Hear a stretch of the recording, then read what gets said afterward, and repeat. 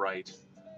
Sometimes units kind of skip around. Sometimes there seems to be a little lag. Sometimes things just kind of disappear when you're the observer because the system just doesn't try to be as accurate as it should be with a player.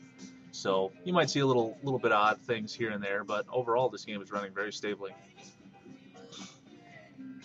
So here is Puxii just crawling his way for the first time to the House of Ix, and I think I saw that he still had only one refinery, so he's definitely behind. He's going to have a little bit of trouble catching up. We see that Sevain already has a number of refineries out. He's really starting to come back strong.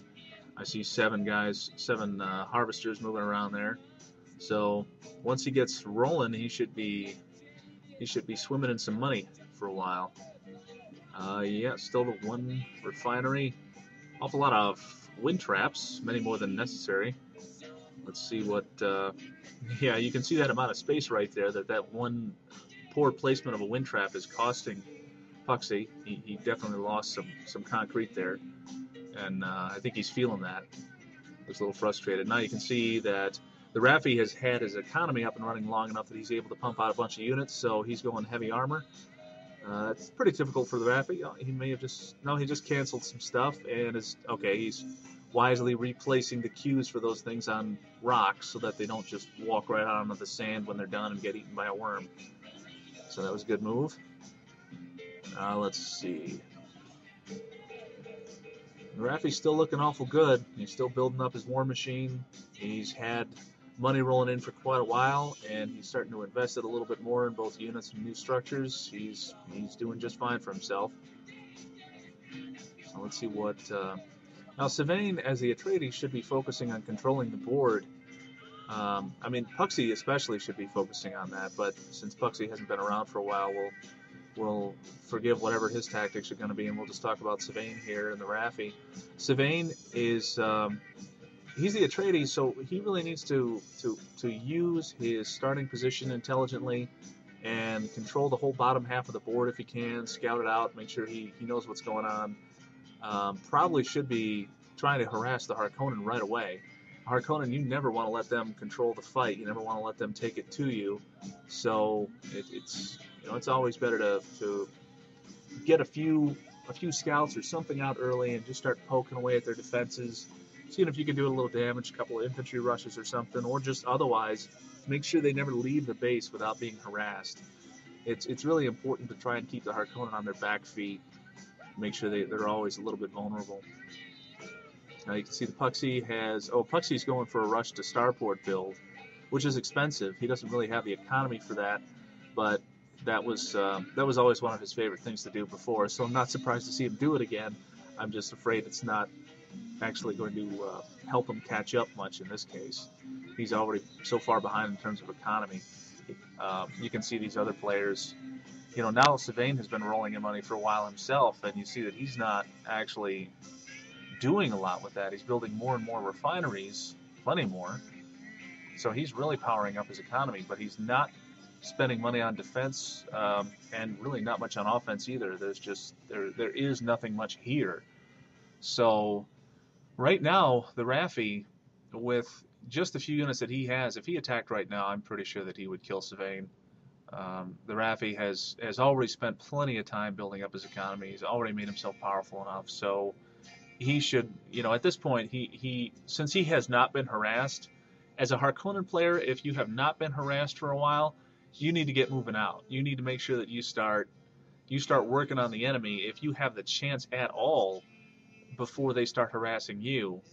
That's just fantastic for you. That's a great benefit to you if you're the Harkonnen. If you get to harass the enemy first and try to get some control of the battlefield and dictate where it's going to happen and how, you have an excellent chance of winning. So here is a little bit of scouting from the Raffy, and Puxii is responding with a little purchase of a trooper squad, and you can see the Raffy is I think he's basically just become unconcerned with Puxii. I think he was thinking about moving off to the left of those tanks. Once he scouted it out and saw what was there, especially since he saw some troopers, he might have taken a step back and said, well, I don't want to mess with that right now. So now he's moving downward a little bit, going to send some scouts ahead of him. You see he's got a little quad moving out. Sevain's also moving out some early squads. He's moving out some early scout quads to see what's going on. So he does have that area around that rock mapped out a little bit, and the tanks are going to roll down there in a second. I like what he's done here with the infantry, keeping them all inside the crags like that. It's a good idea. That's really, I mean, that's always a great place to stick foot units. So you can see more of that. More of his plan here is to Sevain is starting to pump out some more infantry. You can see the Raffy is pumping out a whole bunch of mobile construction vehicles there. It looks like he's got 6 total in queue. One of the Raffy's favorite tactics is to sort of creep along the board as a virus, set up a few forward bases, a few side bases, just basically throw down construction yards everywhere and start pumping out offensive factories so that he can just basically churn units and turn his war machine up into overdrive. So the Raffy's plan is pretty clear. Puxii is still just kind of trying to hold his own. At this point, you have to wonder, with all of the refineries and all of the economy activity that's going on for Sevain, you have to wonder where his money is. He must be sitting on a huge amount of money right now. And, these infantry cost nothing. The few vehicles that he has out there cost nothing, and he really hasn't invested in anything more expensive than usual. So, with something like a dozen refineries or more, Sevain is definitely building up a large amount of money. Now, the Raffy, okay, here's where Puxii just kind of calls out a little bit of surprise, and that is because he has suddenly come under attack by mercenary units. So, like I said, as soon as I saw him set up there on the edge, the first thing I thought was, okay, he's extremely vulnerable to a mercenary attack, which, again, is exactly why I designed them to work that way, because I don't want players thinking that the edge of the board is some kind of a safety zone. It really is not.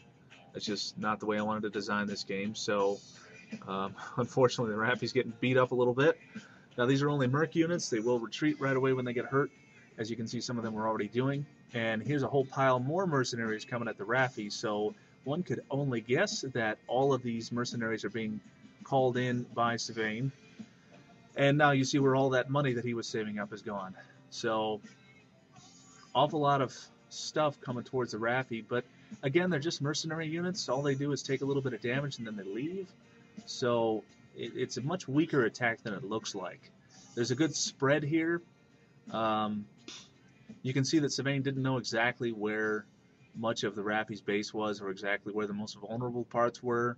He just kind of put Merc assaults out there scattershot in a number of different places. And he will be sending more from